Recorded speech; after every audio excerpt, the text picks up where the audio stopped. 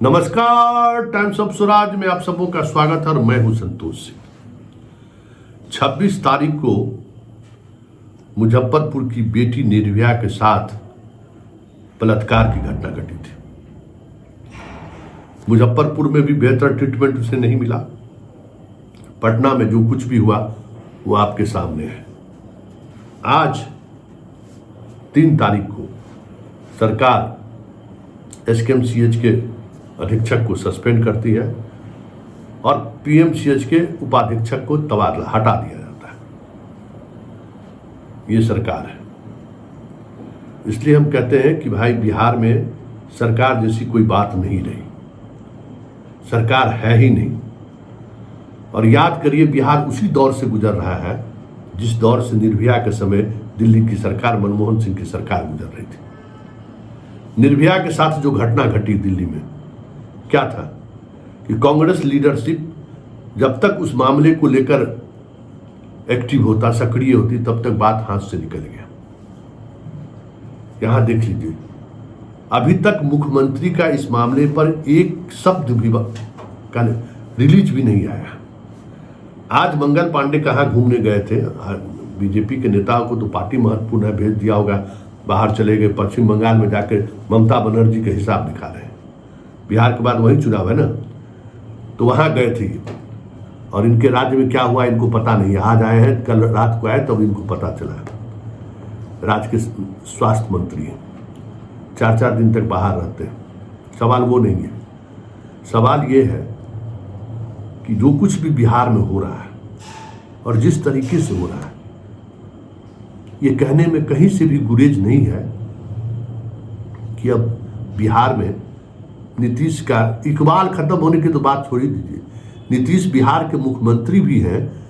ये अब लोगों को के जहन में बात ये आती भी नहीं है कि नीतीश कुमार है ना। पहले एक भरोसा था कि कुछ भी घटनाएं घटती थी तो लोगों के अंदर में होता था नीतीश कुमार है, त्वरित कार्रवाई होगी। वो भरोसा लोगों का खत्म हो गया। मतलब नीतीश कुमार सिर्फ मुखौटा है, नीतीश कुमार नाम के मुख्यमंत्री हैं, बस इसके अलावा और कुछ नहीं है। दिखाने के लिए रोज जाते हैं, आज भी गए थे उसको निरीक्षण करने के लिए, विकास योजनाओं का निरीक्षण कर रहे हैं। यहाँ लोगों के जिंदगी पर आन पड़ी है। हेल्थ डिपार्टमेंट पूरी तौर पर कह सकते हैं कि डायलिसिस पर है। कभी भी किसी भी समय जो कहते हैं ना, कोई भरोसा नहीं है। दुनिया का सबसे बड़ा अस्पताल बनाने वाली की बात कर रहे हैं। बस इंफ्रास्ट्रक्चर बनाओ, दो जितना बना सकते हो। नीतीश कुमार अपने 20 साल के शासनकाल में कुछ और नहीं किए हैं। जितना इंफ्रास्ट्रक्चर, डॉक्टर रहे चाहे नहीं रहे, सामान रख दो, बिल्डिंग बना दो, अपना 4 साल बाद फिर नया चीज खरीदाता रहेगा। जो नई बिल्डिंग, सिग्नेचर बिल्डिंग बना है, उससे पानी टपकने लगेगा। तो ये क्राइसिस जो है ना, इस दौर से बिहार गुजर रहा है। और बीजेपी अगर ये सोच रही है कि इसका असर नहीं पड़ेगा, तो वो हमें लगता है कि भांग खाए हुए हैं, उसको समझ में नहीं आ रहा है। हाँ, ये अलग बात है कि नेता प्रतिपक्ष भी भंगड़िए हो गया है। दोनों विपक्ष और पक्ष दोनों एक साथ। आज तेजस्वी गए हैं पीड़ित से मिलने के लिए, बेटा के जन्मदिन कराने से लेके उसको छठियार कराने में लगे हुए थे। तब तक कांग्रेस जो है सो इस मामले को लेकर कहां से कहां तक मामले को पहुंचा दिए, कहने की जरूरत नहीं है। राहुल गांधी आएंगे तो जाएंगे, ये भी बात चर्चा है ही। उससे पहले दशकों बाद कांग्रेस ने अपनी सक्रियता दिखाई और पीएमसीएच से लेके मुजफ्फरपुर तक जिस तरीके से सड़कों पर उतरकर आंदोलन किया, सड़कों पर उतरकर सरकार के खिलाफ प्रोटेस्ट किया, उसी का नतीजा है कि आज ये कार्रवाई हुई है। विपक्ष था कहाँ इसमें? किसी विपक्ष के नेता को इसको लेकर कोई आवाज उठाते हुए, मतलब राजद के नेताओं का कोई आवाज उठाते हुए किसी ने सुना था क्या? समस्या विपक्ष के नेता को क्या है कि नीतीश के खिलाफ इतना दूर तलक राजनीति नहीं करनी है कि कल जब आमने सामने हो तो नजर नहीं मिला सके। बयानबाजी तक ही सीमित रखना है। जादव की हत्या हो जाएगी तो नहीं जाना है, क्योंकि क्रिमिनल जादव को भी साथ रखने की प्रवृत्ति है और जो क्रिमिनल नहीं है वो भी रहेगा, कहाँ जाएगा? हम गलत को गलत कहें और सही को सही कहें, ये ताकत आरजेडी में नहीं है। कहाँ मुकेश सहनी गायब है? एक्यूज सहनी है तो जुबान नहीं खुल रहा है। महादलित की लड़कियों के साथ रेप की घटना घटी है, एक बार मुकेश सहनी का कोई बयान देखे हैं क्या? इसको कौन दलित वोट करेगा? तेजस्वी यादव का कुछ आया सामने क्या? आज गए हैं। तो ये महागठबंधन का की जो राजनीति है ना, वो घटना घटने पर जांच देखता है कि कौन सी जात का लोग है और किसने किया है। बक्सर में इतनी बड़ी घटना घट गई, तेजस्वी का कोई प्रतिक्रिया आया क्या? मतलब बयान के अलावा गए क्या? नहीं ना, क्योंकि यादव अपराधी हो चाहे सुधौका हो, ज्यादा मतलब राम राम। तो ये इस प्रवृत्ति का लाभ सत्ता पक्ष को मिल रहा है कि भाई विपक्ष जो है सो सियासत इस तरीके से करने की स्थिति में नहीं है जो सरकार असहज हो जाए। और संघ और बाकी संगठन तो है नहीं आरजेडी के साथ, जो निर्भया के मामले को कहां से कहां तक पहुंचा दिया था। बिहार के साथ ये दुर्भाग्य है कि जो सबसे बड़ी पार्टी विपक्ष की है उसको मुद्दों से कोई मतलब नहीं है। मुद्दों को लेकर जो आक्रामकता दिखानी चाहिए वो आक्रामकता नहीं है। एक सप्ताह हुआ नहीं कि दिल्ली दर्शन के लिए चले जाते हैं। ये भी समस्या है। बिहार से उनको उस तरीके का मोह नहीं है। चिराग दलित की राजनीति करेंगे और बिहार की सियासत उनको बुला रहा है, लेकिन उस दलित की बेटी के पास नहीं जाएंगे। माझी दामाद के लिए समय है, लेकिन उस बच्ची के साथ रेप हुआ, उसके साथ ये घटनाएं घटी। एक बयान भी देखे चिराग और माझी का। तो ये सारी परिस्थिति बता रही है कि बिहार सियासत के ऐसे मुहाने पर आकर खड़ा है जहां कोई रास्ता दिख नहीं रहा है। क्योंकि सत्ता पक्ष हो या विपक्ष हो, सब एक दूसरे को बना रहे वो राजनीति, उसी के साथ खड़ा हुआ है। विपक्ष चाहती है कि ये जो नीतीश कुमार के सहारे जो राजनीति चल रही है ना, ये राजनीति चलती रहनी चाहिए।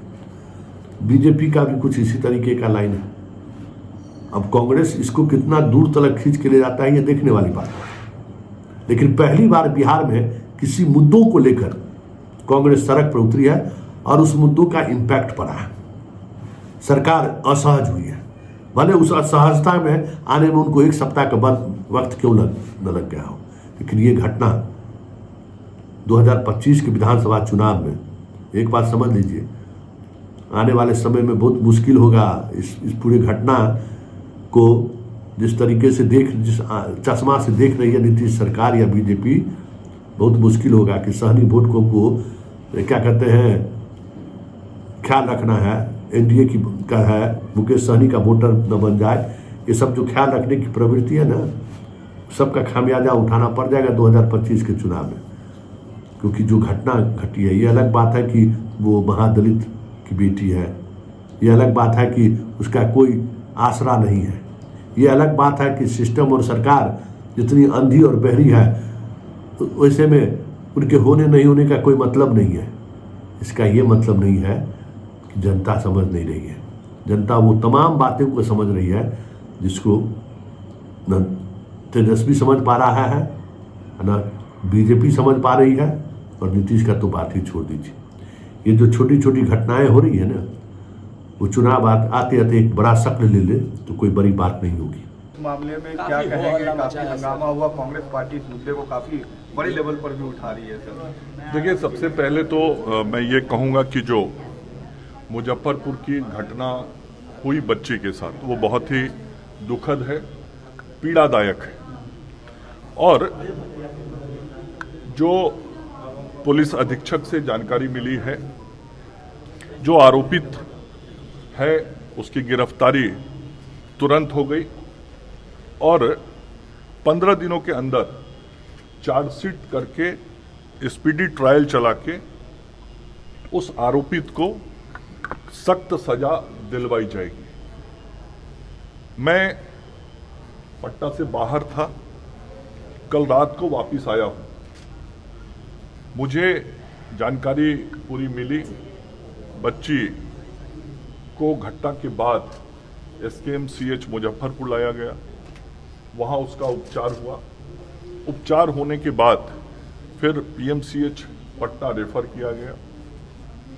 वो बच्ची पटना आई, फिर PMCH में उसका ट्रीटमेंट हुआ।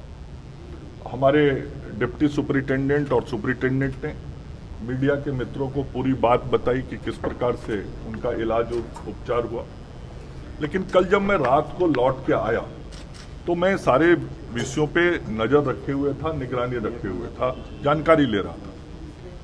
मैंने तुरंत अपने अधिकारियों के साथ, वरिष्ठ अधिकारियों के साथ चर्चा किया और चर्चा करने के बाद मैंने वरिष्ठ अधिकारियों को निर्देश दिया कि मामला गंभीर है और निश्चित रूप से मेरे मन को भी ये पूरा जो घटनाक्रम हुआ है इस बात की उत्सुकता है कि सारे तथ्यों की पूरी जानकारी सामने आनी चाहिए और एक तुरंत उच्च स्तरीय कमेटी का गठन किया जाए। और मैंने निर्देश दिया कि विभाग के सबसे उच्चस्थ पदाधिकारी डायरेक्टर इन चीफ होते हैं, 3 डायरेक्टर इन चीफ डिपार्टमेंट में हैं। मैंने कहा कि तीनों डायरेक्टर इन चीफ के नेतृत्व में doctor RN Chaudhary, doctor BK Singh और डॉक्टर प्रमोद कुमार, इन तीनों डायरेक्टर इन चीफ के नेतृत्व में जांच टीम गठित की जाए, जो फैक्ट्स है वो सामने लाए जाए और एक टीम मुजफ्फरपुर जाए SKMCH और एक टीम PMCH जाए और दोनों जगहों पे जाके ये तीनों निदेशक प्रमुख के नेतृत्व में जो टीम है वो सारे चीज़ों की जानकारी ले, फैक्ट फाइंडिंग सारी चीज़ों का करे और करके तुरंत विभाग को रिपोर्ट उपलब्ध कराए ताकि सारे तथ्यों की सही जानकारी मिल सके और यदि पूरे तथ्यों के आधार पे कहीं भी कोई भी दोषी होगा तो उस पर कार्रवाई होगी।